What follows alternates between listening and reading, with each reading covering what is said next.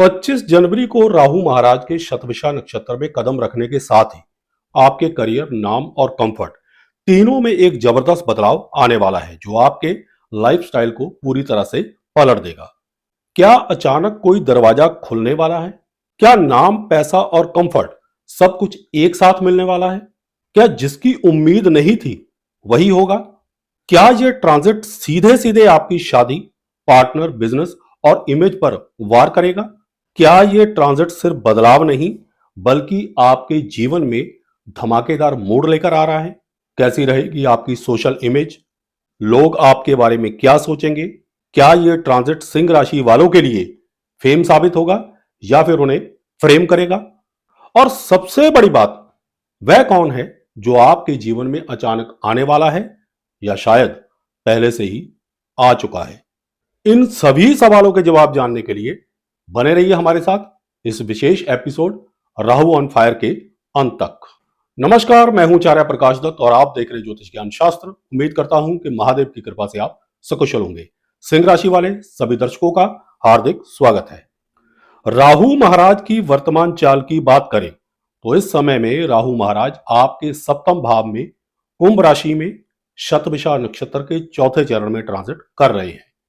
25 जनवरी से लेकर 30 मई के बीच राहु महाराज 63 दिनों के दो अलग अलग फेसेस में शतभिषा नक्षत्र के तीसरे और दूसरे चरण में ट्रांजिट करेंगे। बेशक दोनों फेजेस शतभिषा नक्षत्र में ही होंगे, लेकिन नक्षत्र चरण बदलने से राहु के गोचर परिणामों में गजब का बदलाव देखने को मिलेगा। तो चलिए जानते हैं कि एग्जैक्टली इन दो फेजेस में क्या क्या धमाकेदार मोड़ आपके जीवन में आने वाले हैं। इससे पहले कि हम आगे आने वाले समय की बात करें, एक नजर उन 63 दिनों पर भी डाल देते हैं जो 23 नवंबर 2025 से शुरू हो चुके हैं और 24 जनवरी 2026 को समाप्त होंगे। एक्चुअली इस दौरान राहु महाराज शतभिषा नक्षत्र के चौथे चरण में है और यहां नवांश बनता है मीन राशि का। मीन राशि आपके 8th हाउस में पड़ती है। कॉन्सिक्वेंटली इन 63 दिनों में 8th हाउस से रिलीज हो रही मिस्टीरियस फोर्स ने आपके जीवन में कई बड़े बड़े बदलाव कर दिए।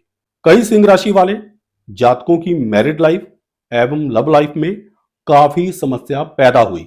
कभी विचारों को लेकर टकराव पैदा हुआ तो कभी किसी तीसरे की दखल अंदाजी को लेकर। एक्स्ट्रा मैरिटल अफेयर्स के चलते कई सिंह राशि वालों के वैवाहिक जीवन में इन दिनों भूचाल सा चल रहा होगा, विशेष करके उन लोगों के जीवन में जिनकी कुंडली में राहु, शुक्र एवं शनि कमजोर स्थिति में है।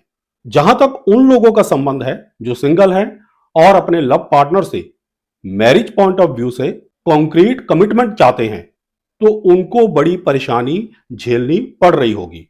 लव पार्टनर के मिस्टीरियस रवैये यानी संदेहपूर्ण रवैये के कारण बड़ी दुविधा सी बनी हुई है। यहां तक कि जिन लोगों का रिश्ता या सगाई वगैरह हो चुकी है वो भी पिछले लंबे समय से अपने मंगेतर के संदेहपूर्ण रवैये के कारण परेशान होंगे। थोड़ा और ब्रॉड एंगल से देखें तो कुछ इसी तरह की दुविधा वाली स्थिति बिजनेस पार्टनर को लेकर भी बनी हुई है। कहने का भाव कि लाइफ पार्टनर हो, बिजनेस पार्टनर हो, मंगेतर हो या फिर लव पार्टनर, ऊपर से भले ही रिश्ता सामान्य दिखाई दे रहा होगा लेकिन अंदर ही अंदर एक आग सी सुलग रही होगी। और यह सारा कुछ 8th हाउस से जनरेट हो रही मिस्टीरियस फोर्स के कारण हो रहा है। कुछ ऐसी ही दुविधापूर्ण स्थिति करियर को लेकर भी बनी हुई होगी। नौकरी, व्यापार या फिर रोजमर्रा की दिहाड़ी से जुड़े हुए लोगों की आमदनी को लेकर एक अनसर्टेनिटी सी बनी हुई होगी। कहने का भाव 24 जनवरी तक हालात ऐसे ही दुविधापूर्ण रहेंगे और कोई भी निर्णय नहीं होगा, यानी कोई भी सॉल्यूशन नहीं निकलने वाला। आप इसे चाहे नेगेटिव सेंस में ले या फिर पॉजिटिव सेंस में, लेकिन सच यही है कि मीन नवांश के गिव अवे, छोड़ो, जाने दो वाले रवैये के कारण ही राहु कुछ नहीं कर पा रहा, वरना अब तक कई लोगों के शादी ब्याह के, बिजनेस साझेदारी के, प्रेम के या सगाई वाले संबंध टूट चुके होते, कई व्यापार बंद हो चुके होते, कई नौकरियां छूट गई होती। बेशक मीन नवांश के कारण शादी ब्याह या प्रेम जैसे रिश्तों में टाल मटोल बना हुआ है, परंतु यहां पर एक बात जान लीजिए कि लाख मुश्किलें होने के बावजूद भी मीन नवांश से जनरेट हो रही राहु की फोर्स सिंह राशि वालों के 7th हाउस को इतना अग्रेसिवली प्रभावित नहीं कर पा रही। अदरवाइज जिस हिसाब से शतभिषा नक्षत्र का ज्वालामुखी गड़े मुर्दे उखाड़ रहा है, उस हिसाब से 23 नवंबर 2025 से लेकर अब तक राहु का ऑन फायर मोड बहुत कुछ खराब कर सकता था। यह स्थिति 24 जनवरी तक ऐसी ही बनी रहेगी। लेकिन ज्यों ही राहु महाराज शतभिषा नक्षत्र के तीसरे चरण में प्रवेश करेंगे, उसी क्षण से इस गोचर का पहला फेज शुरू हो जाएगा। यह पहला फेज सिंह राशि वालों के जीवन में कई धमाकेदार और निर्णायक बदलाव लेकर आएगा। इस फेज की कुल अवधि है 63 दिनों की और यह शुरू होगा 25 जनवरी को और समाप्त होगा 28 मार्च को। अब इस फेज के सकारात्मक और नकारात्मक पक्ष को समझने के लिए एक बात बहुत ध्यान से समझ लीजिए, या तो चीजें संभलेंगी या फिर पूरी तरह बिखरेंगी, ताकि दोबारा एक नई और मजबूत शुरुआत हो सके। मेरी नजर में यह 63 दिनों का पहला फेज सबसे ज्यादा निर्णायक है। इसमें ऐसा कुछ भी नहीं है जिसे सीधा सीधा बुरा कहा जाए। हां, नजरिया हर व्यक्ति का अलग अलग हो सकता है। देखिए, इस फेज में नवांश भी कुंभ राशि का है और गोचर भी कुंभ राशि में ही हो रहा है, यानी सिंह राशि वालों का सप्तम भाव पूरी तरह से राहु महाराज के ऑन फायर मोड के कंट्रोल में रहेगा। अब शतभिषा नक्षत्र का वॉल्केनो यानी ज्वालामुखी राहु के क्रांतिकारी प्रभाव के साथ मिलकर हर सीमा को तोड़ देगा। जरूरी नहीं है कि इस फेज में कुंभ राशि का कुंभ यानी घड़ा इस जबरदस्त प्रेशर को झेल पाए। कॉन्सिक्वेंटली जो रिश्ते बोझ बने हुए थे वो या तो किसी ठोस सॉल्यूशन की तरफ बढ़ेंगे या फिर पूरी तरह से टूटेंगे। जो व्यापार ज्यादा स्ट्रेस और कम आमदनी दे रहे थे, या तो वो अच्छा प्रॉफिट देने लगेंगे या फिर बंद हो जाएंगे। जो नौकरियां सिरदर्द ज्यादा और सैलरी कम दे रही थी, या तो इंक्रीमेंट की तरफ बढ़ेगी या फिर आप खुद उन्हें छोड़ देंगे। कहने का भाव यह है कि इन पहले 63 दिनों में कोई भी बॉन्ड, चाहे मियां बीवी का हो, प्रेमी प्रेमिका का हो, मंगेतर वाला बॉन्ड हो, मालिक कर्मचारी का हो या फिर व्यापारी और व्यापार का, या तो पूरी तरह से हेल्दी और मजबूत बन जाएगा या फिर पूरी तरह से बिखर जाएगा। क्रांतिकारी ग्रह राहु गड़े मुर्दे उखाड़कर पूरा इलाज करने वाला शतभिषा नक्षत्र और कुंभ राशि का यह गठजोड़ इन 63 दिनों में हर समस्या का परमानेंट इलाज करेगा। लेकिन ध्यान रखिए, किसी भी चीज के जीवन से निकलते ही नई संभावनाएं तुरंत जीवन में दस्तक देना शुरू कर देंगी। ये 63 दिनों का वो दौर होगा जिसमें कई बंद दरवाजे खुलेंगे, यानी आपको नए मौके मिलेंगे। इन 63 दिनों में एक और बहुत बड़ी और धमाकेदार घटना होने वाली है। आप मेल हो या फीमेल, आपके जीवन में जो व्यक्ति आपको बट एंड इफ पर रखकर, मतलब सालों से आपको होल्ड पर रखकर आपके लिए सरदर्द बना हुआ है, वो या तो आपकी लाइफ से पूरी तरह से निकल जाएगा या फिर फुली डेडिकेटेड होकर ठहर जाएगा। यही नहीं, इस फेज में कोई ऐसा शख्स आपके जीवन में आ सकता है जिसके साथ एक मजबूत और क्लियर बॉन्डिंग बनेगी, जिसकी आपको वर्षों से तलाश थी। मैं यहां पर एक बात बिल्कुल साफ कर देना चाहता हूं कि इसे सिर्फ लव एंगल से मत देखिए। यहां बात बॉन्ड की हो रही है। वो बॉन्ड किसी बिजनेस पार्टनर के साथ भी हो सकता है, बॉस के साथ भी हो सकता है, एम्प्लॉय के साथ भी हो सकता है। हाँ, मैरिज पॉइंट ऑफ व्यू से तो चांसेस ब्राइट है ही, लेकिन एक बात पक्की है कि इस फेज में एक व्यक्ति या पार्टनर आपकी जिंदगी की दिशा बदलने वाला है। बाकी पंचमेश गुरु की नवम दृष्टि सप्तम भाव पर पड़ रही है, जो इस कॉम्बिनेशन की अशुभता को काफी हद तक खत्म करके शुभ फल मिलने में सहायक सिद्ध होगी। प्रेम विवाह से लेकर अरेंज्ड मैरिज तक के काम भी इसी फेज में यानी 25 जनवरी से लेकर 28 मार्च के बीच बनेंगे। क्वाइट पॉसिबल है कि राहु शतभिषा नक्षत्र और कुंभ राशि का विद्रोही प्रभाव अंतरजातीय विवाह यानी इंटरकास्ट मैरिज को प्रवोक करके कोई हंगामा खड़ा कर दे, लेकिन गुरु का शुभ प्रभाव सिचुएशन को काफी हद तक नॉर्मल करेगा। इसके अलावा विदेश में मैरिज या मैरिज के बाद पीआर होकर विदेश जाने वालों के लिए भी इन 63 दिनों में काम बनते हुए दिखाई दे रहे हैं। जहां तक करियर का प्रश्न है, तो अचानक कोई ऐसा दरवाजा खुलेगा जिसकी आपने उम्मीद भी नहीं की होगी।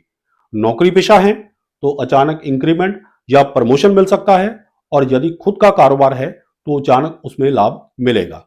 वैसे तो राहु, शतभिषा नक्षत्र और कुंभ राशि का कॉम्बिनेशन ही करियर में अचानक ग्रोथ के लिए काफी है, लेकिन अष्टमेश गुरु की 9वीं दृष्टि इस बात को और भी ज्यादा यकीनी बना रही है कि इन 63 दिनों के पहले फेज में अचानक करियर ग्रोथ होकर ही रहेगी।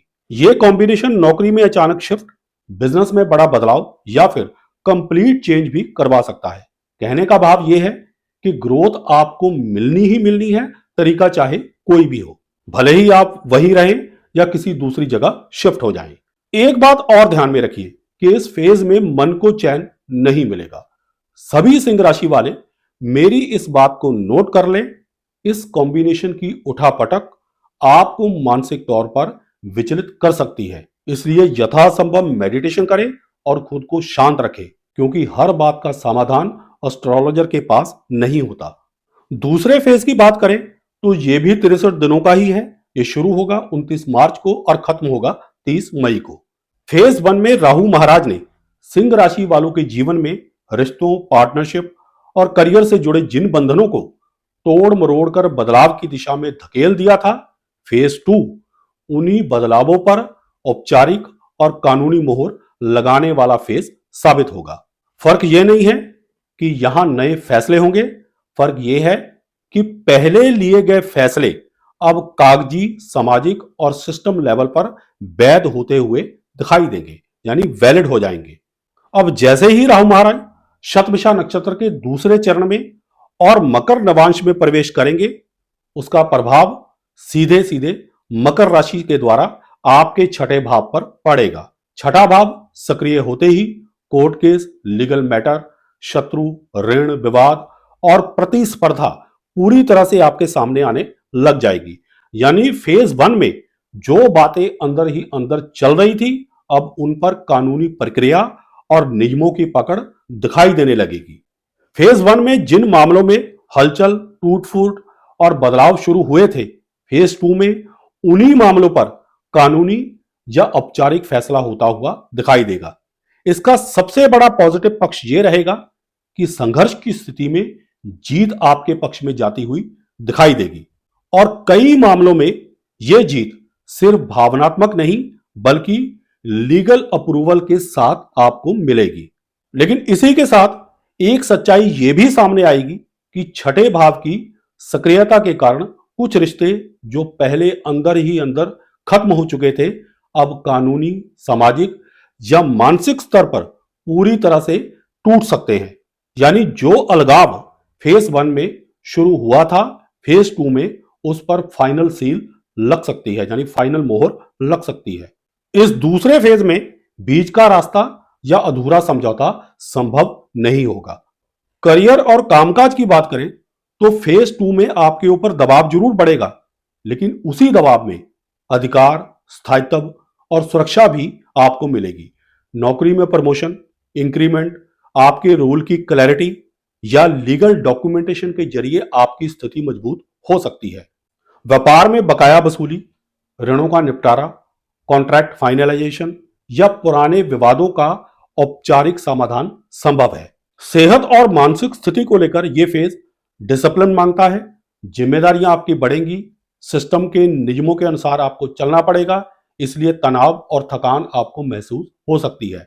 इस दौरान रूटीन, पेशेंस और संयम सबसे बड़ी ताकत बनेंगे।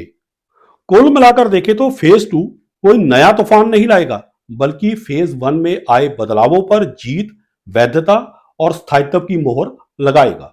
यानी फेज 1 ने आपको बदल दिया और फेज 2 उस बदलाव को कानूनी, सामाजिक और व्यवहारिक रूप से स्वीकार करवा देगा।